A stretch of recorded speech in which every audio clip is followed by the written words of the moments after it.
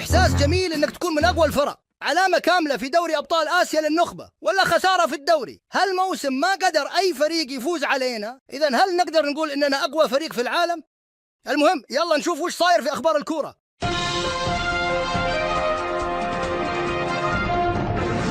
وش السالفة؟ ليش ما ذكروا الهلال؟ هل عشان إنه فريق عربي ومسلم لازم نثبت للعالم إنه أقوى فريق؟ بس كيف؟ تعال يا نيمار، محتاجك في سالفة مهمة. وانتم يا عيال لا تنسون تضغطون لايك والاشتراك. يلا نوصل هذا الفيديو ل1000 لايك، وإذا تحبون مقاطعنا شاركوا الفيديو مع 5 من أصدقائكم، وصدقوني جدكم خيسوس بيكون سعيد مرة. ما أدري ليش جدي خيسوس يبي يشوفني في هالوقت المتأخر. ادخل. بسم الله. يلا تعال اجلس يا نيمار.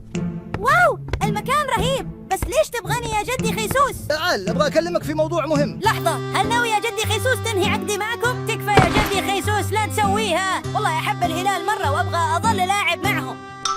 اقعد يا هطف، انت لاعب مهم عندنا رغم اصاباتك الكثيرة، بس جبتك الحين عشان موضوع ثاني مهم. وش تبي يا مدرب؟ الحين اسمعني يا نيمار زين، انت كنت لاعب في برشلونة صح؟ إيه يا جدي خيسوس، والله كانت من أسعد فترات حياتي. تمام، المهم ابيك تروح لهم وتقول لهم شيء مهم. وش تبي أقول لهم يا جدي خيسوس؟ بيك تقول لهم انه الهلال يتحداكم في مباراة عشان نثبت للجميع اننا افضل فريق في العالم الحين. مباراة ضد برشلونة؟ واو، متحمس مرة ألعب ضد فريقي السابق لأول مرة. تمام يا جدي خيسوس، روح الحين واخبرهم.